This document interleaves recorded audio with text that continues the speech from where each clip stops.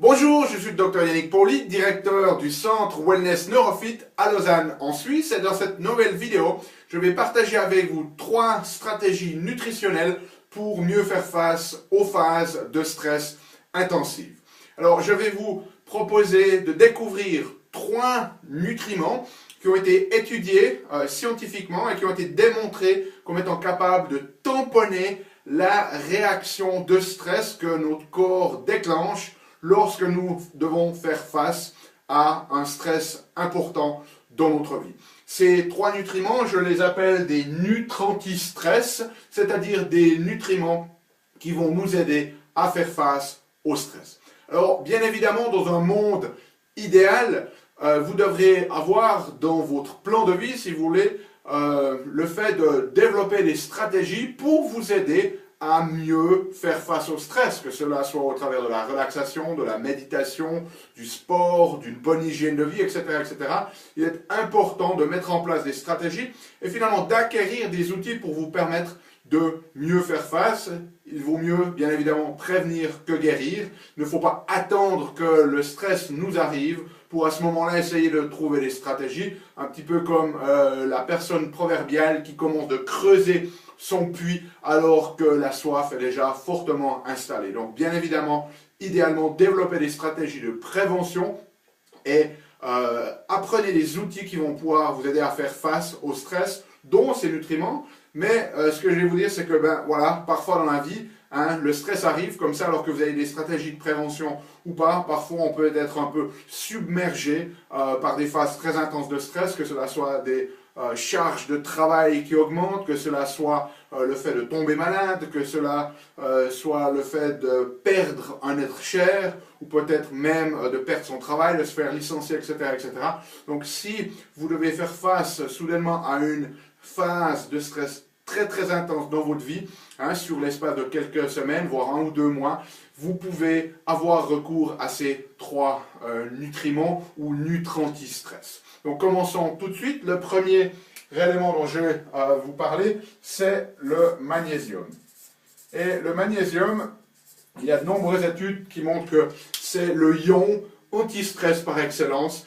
Il est très très important pour nous aider à détendre nos tissus. Il participe notamment à la production d'énergie et à près de 300 autres fonctions au sein de notre corps. Donc très très important pour faire face au stress. En fait, lorsque nous sommes sous stress, nous avons tendance à perdre le magnésium de nos cellules et il va être éliminé au travers de l'urine, ce qui n'est pas une bonne chose. Ça nous fragilise face au stress et s'installe un cercle vicieux où nous perdons de plus en plus de magnésium et nous avons à faire de moins en moins face aux stresseurs, ce qui augmente la perte de magnésium. C'est d'autant plus vrai pour environ 18% de la population qui a une susceptibilité génétique qui leur empêche de bien fixer le magnésium dans les cellules. Donc très très important lorsque vous faites face à une période de stress intense de supplémenter en magnésium parce que vous n'arriverez pas à avoir suffisamment de magnésium dans votre alimentation. Donc combien de magnésium avons-nous besoin? Alors je vais vous partager ici, si j'arrive à enlever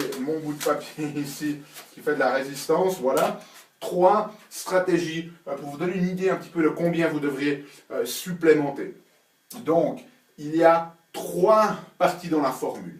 Typiquement, si vous êtes en phase qu'on appelle de croisière, c'est-à-dire que votre vie va bien et que vous n'avez pas de stress particulier, il vous faut avoir chaque jour l'équivalent de 6 fois votre poids en milligrammes de magnésium. Alors prenons un exemple tout simple, si une personne pèse 100 kg, elle va donc avoir besoin d'avoir 6 fois 100, c'est-à-dire 600 mg de magnésium par jour. Bien évidemment, une partie va venir de l'alimentation. Dans les études épidémiologiques, il est suggéré que c'est entre 200 et 250 mg que l'alimentation nous apporte. Donc, vous voyez que nous sommes vraiment en dessous de ce que nous avons besoin. Donc, pour calculer vos besoins en magnésium dans la vie de tous les jours, lorsque vous êtes en phase de croisière, lorsqu'il n'y a pas de stress particulier, 6 fois votre poids. Dès le moment où vous êtes sous stress, une période de stress intense, il faut multiplier votre poids par 7 pour obtenir la quantité en milligrammes de magnésium dont vous avez besoin. Donc si on reprend le même exemple de la personne qui pèserait 100 kg, à ce moment-là, elle va avoir besoin de 700 mg de magnésium par jour. Et puis finalement, une dernière partie dans cette formule, c'est en cas de stress intense et de l'apparition de symptômes de tension, de douleur, de blocage, de problèmes de sommeil, etc., etc. À ce moment-là, on va utiliser la même formule, votre poids x 7, et au total, nous allons rajouter une centaine de milligrammes. Donc dans le cas de cette personne qui pèserait 100 kg, 7 x 100, 700 mg, plus 100 mg, donc environ 800 mg. Ça peut paraître beaucoup, mais ce sont vraiment les besoins du corps lors de phases intenses. Juste une précaution, apprendre à ce que l'on appelle la tolérance gastro-intestinale. À ces dosages-là, le magnésium peut commencer de rendre les selles un petit peu molles. Donc si vos selles deviennent molles à ces quantités-là, réduisez un petit peu la dose. Et une dernière note concernant le magnésium, il y a différents types de magnésium. En fait, lorsque vous achetez du magnésium, cela vient sous forme de sels de magnésium. Et il y a des magnésiums qui sont mieux absorbés que d'autres et dont les sels sont plutôt bénéfiques. Donc, dans mes favoris, il y en a deux. Le magnésium glycinate, si vous avez l'occasion de le trouver, sinon vous pouvez nous contacter. Et le magnésium glycérophosphate, c'est ce que l'on appelle des magnésiums de troisième génération, très très bien absorbés.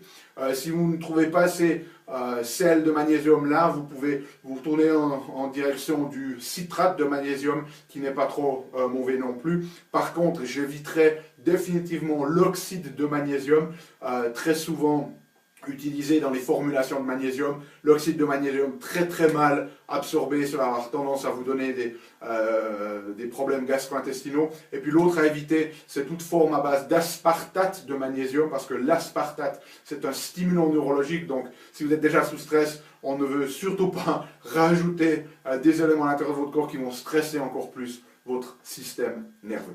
Donc voilà, premier élément nutritif-stress, le magnésium. Deuxième élément nutritif-stress, la vitamine C.